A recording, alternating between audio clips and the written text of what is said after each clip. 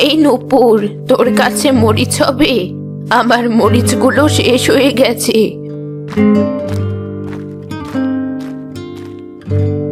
এই নাও মরিচ বুড়িমা। মাত্র 2টা মরিচ?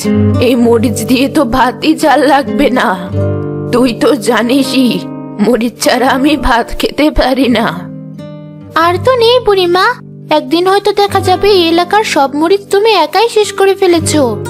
হয়েছে, আর কিছু বলতে হবে না। আমি 2টো মরিচ দিয়ে কাজ চালিয়ে নেব। বুড়ি মরিচ নিয়ে তার বাড়ি ফিরলো আর সেগুলো কচলিয়ে ভাত খাওয়া শুরু করলো।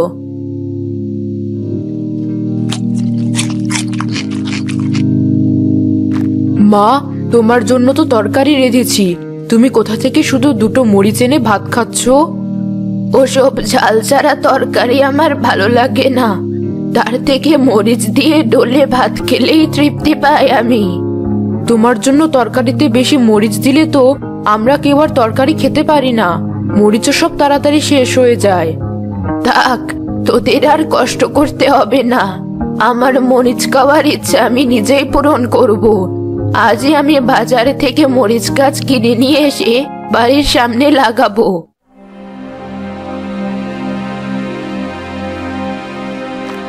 বুড়িমা, তুমি আবার এই বয়সে ক্ষেত খামার করা শুরু করলে নাকি?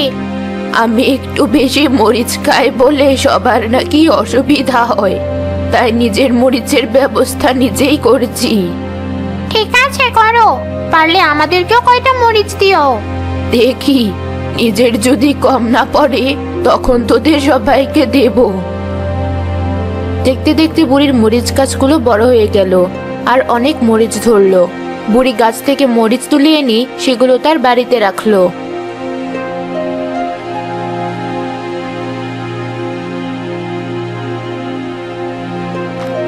মা, তোমার গাছগুলোতে তো অনেক মরিচ ধরেছে, এবার আর আমাদের মরিচ কিনতে হবে না। কেন কিনবি না মরিচ? এই মরিচগুলো তোদের জন্য নয়, শুধু আমার জন্য। তোরা নিজেদের ব্যবস্থা নিজেরাই কর। আচ্ছা মা, তুমি না দিতে চাইলে আর কি করার। অনেক মরিচ পেয়েছো দেখছি বুড়িমা। তুমি না বলেছিলে আমাকে মরিচ দিবে? এবার দাও, দেখি কেমন ঝাল। ওটা তো আমি এমনি মজা করে বলেছিলাম, কোনো মরিচ টরিচ দিতে পারবো না আমি। তোমার মরিচ তাহলে তুমি কাউকেই দেবে না বুড়িমা? সেদিন যে আমার থেকে 2টো মরিচ নিয়েছিলে, মনে আছে তো? হ্যাঁ, এখান থেকে তোর 2টো মরিচ নিয়ে যা।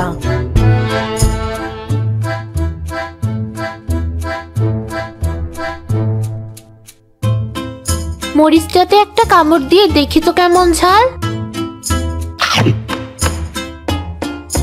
বাহ, বেশ ঝাল তো। এবার তোমার বেশি বেশি মরিচ খাওয়ার স্বপ্ন পূরণ হবে বুড়িমা।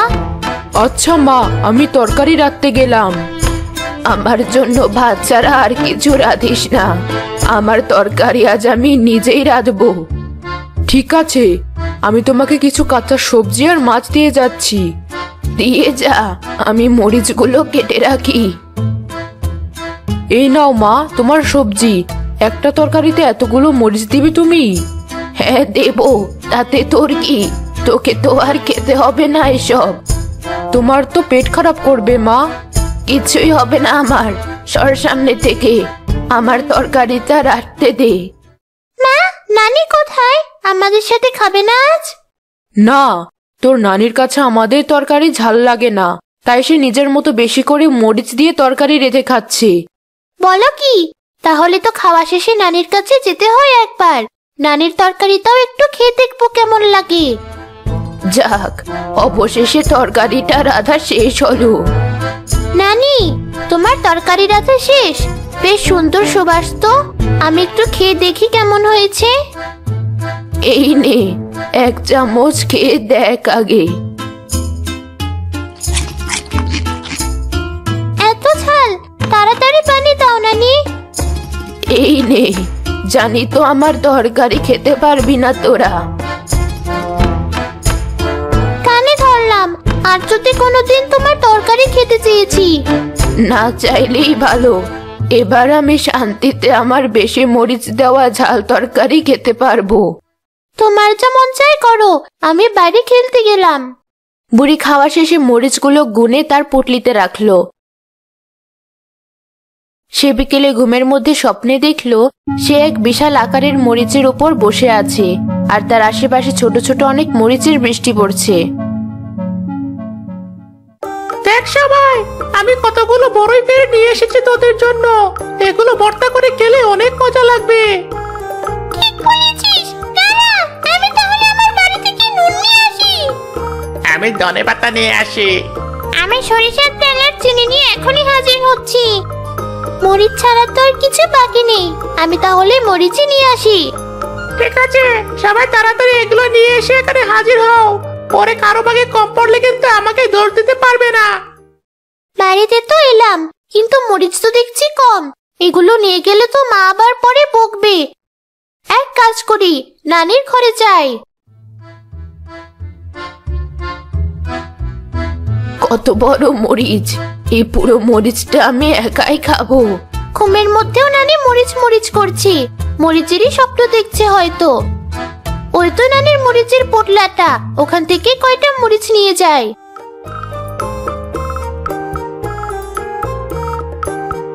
কে রে পুতুল, এত দেরি যে? মরিচ আনতে এতক্ষণ লাগে? আমরা সবাই তো তোর জন্যই অপেক্ষা করছিলাম। মরিচগুলো খুঁজে পেতে দেরি হচ্ছিল। এবার তাড়াতাড়ি ভর্তাটা বানানো শুরু কর। অনেকক্ষণ ঘুমিয়েছি, এখন দেখি আমার মরিচগুলো সব ঠিকঠাক আছে কি না। এ কি, আমার পোটলাটা খোলা কেন? মরিচও দেখি কমে গেছে। একটা দুটো করে মরিচ সারা রাস্তাতেই পড়ে আছে দেখছি। এই পথ ধরে এগুলি আমার মরিচ চোরকে ধরতে পারবো। আজকের বড়ই ভর্তাটা যা মজা হয়েছিল না, বানাতে না বানাতেই শেষ। স্বাদটা এখনো মুখে লেগে আছে। মরিচগুলো বেশ স্বাদ ছিল। আরেকদিন আবার এই বড়ি ভর্তা বানিয়ে খাবো, বেশ মজা হবে। পড়ে থাকা মরিচগুলো তুলতে তুলতে এখানে আসার পর বুঝলাম আমার মরিচ চোর কে। দাঁড়া, তোদের সবাইকে দেখাচ্ছি। তুই তাহলে আরেকদিন তোর মরিচগুলো নিয়ে আসিস, আর আমি আমার বড়ইগুলো নিয়ে আসবো। পারবি না আনতে? অবশ্যই পারবো। আমার মরিচ একবার চুরি করেও তোর শখ মেটেনি, আবার চুরি করতে চাইছিস? নানি, তুমি ঘুমাচ্ছিলে বলে তোমাকে কিছু বলিনি আমি। তুমি চুরির কথা কেন বলছো? সামান্য কয়টা মরিচই তো। চুরি নয় তো কি? আমাকে না বলে আমার মরিচে হাত কেন দিবি তুই? এই ছেলে মেয়েগুলোর কথা এমন করেছিস তুই, তাই না? দাঁড়া তোরা সবাই। বুড়ি তার হাতের লাঠি দিয়ে সবাইকে পেটাতে লাগলো। সবাই মার খেয়ে চিৎকার আর দৌড়াদৌড়ি শুরু করে দিল। তাদের শব্দ শুনে এক বৃদ্ধ সেখানে ছুটে গেলেন। কি হয়েছে? এই ছেলে মেয়েগুলো এভাবে ছোটাছুটি করছে কেন? দেখুন দাদু, এই বুড়ি মা আমাদেরকে বিনা দোষে এভাবে মারছে। বিনা দোষে মানে? তোরা সবাই আমার মরিচ চুরি করে ভর্তা বানিয়ে খাসনি? চুরি করলাম কখন নানি? তোমাকে তো বললামই তুমি ঘুমিয়েছিলে বলে তোমাকে না বলে নিয়ে এসেছি মরিচগুলো। তাই বলে তুমি আমার আর আমার বন্ধুদের সাথে এমন করবে? তুই আমাকে না বলে আমার মরিচে হাত দিবি কেন? আমার সবাই, বুড়ি, তুমি ওদেরকে ক্ষমা করে দাও। ছোট মানুষ, ভুল হয়ে গেছে, আর এমন করবে না ওরা। যতক্ষণ না পর্যন্ত ওদের পেটের ভেতর থেকে আমি আমার মরিচগুলো বের করছি, ততক্ষণ পর্যন্ত ওদের কাউকে ছাড়বো না আমি। আমার কথাও শুনবে না তুমি? তুই কে? তোর কথা কেন শুনবো আমি? বেশি কথা বলবি তো তোকেও বাকিদের মতো আমার লাঠি দিয়ে পেটানো শুরু করব।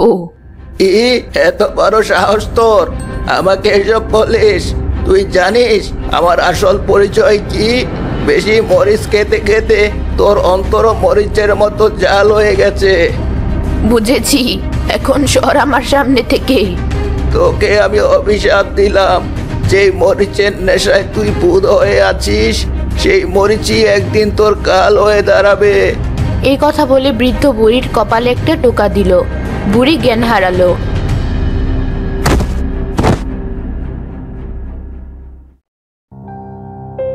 আর জ্ঞান ফেরার পর দেখলো সে তার বাসায়। আমি এখানে এলাম কি করে? মা, তুমি নাকি বাচ্চাগুলোর পেছনে দৌড়াতে গিয়ে তোমার জ্ঞান হারিয়ে ফেলেছিলে। আমরা পরে এই খবর শোনার পর তোমাকে ধরাধরি করে এখানে নিয়ে এসেছি। আমার মরিচগুলো সব ঠিক আছে তো? কেউ নিয়ে যায়নি তো? হ্যাঁ মা, তোমার সব মরিচ ঠিক আছে, কেউ নিয়ে যায়নি। তোমাকে একটু মরিচ ভর্তা করে দেব, ভাত খাবে মরিচ ভর্তা দিয়ে? আচ্ছা দে। এই নাও মা, তোমার জন্য মরিচ ভর্তা দিয়ে ভাত মাখিয়ে এনেছি, ভাতটুকু খেয়ে শেষ করো।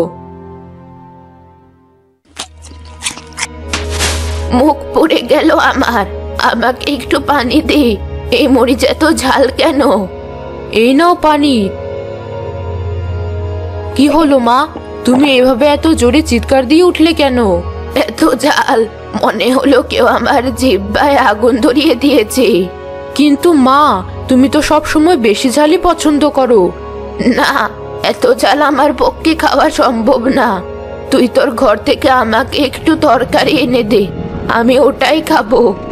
পুতুল, আমাদের ঘর থেকে একটুখানি তরকারি এনে তোর নানিকে দে তো। এই নাও নানি, এটা দিয়ে তোমার ভাত খাও। ঝাল, আমার জিহ্বাটা পুড়ে গেল, পানি দে আমাকে। কি বলছো মা, এই তরকারি তো বেশি একটা ঝালও না, তবুও ঝাল লাগছে তোমার? হ্যাঁ, আমার অনেক ঝাল লাগছে, আরো পানি দে আমাকে। আমি আর আজ রাতে কিছু খাবো না, তোরা যা শুয়ে পড়। আচ্ছা মা, তুমি ঝাল কিছু খেতে না চাইলে ওই ডিব্বাতে কিছু সন্দেশ রাখা আছে, ওগুলো খেয়ে নিও। আমরা চললাম। আমার পুটলির মরিচগুলো দেখি তো সব ঠিকঠাক আছে কিনা।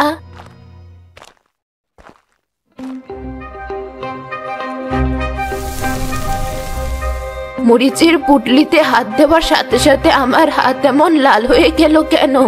মনে হচ্ছে পুরো হাত আগুনে দাও দাও করে জ্বলছে। তাড়াতাড়ি হাত পানিতে ভিজিয়ে রাখি।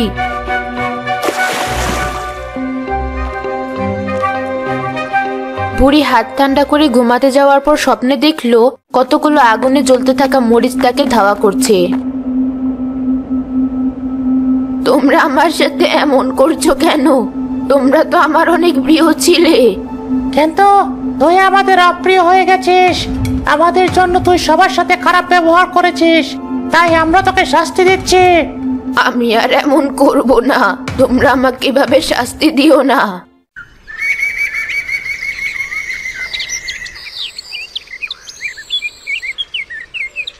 সকালে বুড়ির ঘুম ভাঙলে সে দৌড়ে গিয়ে সবার কাছে ক্ষমা চাইলো।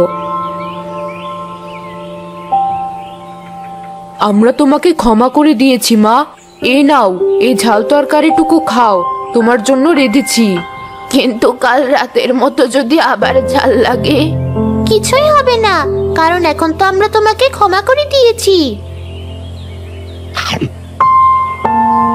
তাই তো, এখন আবার আগের মতো ঝাল খেতে পারছি আমি। মরিচ ধরলে হাতও লাল হয়ে যাচ্ছে না। তোদের সবাইকে ধন্যবাদ।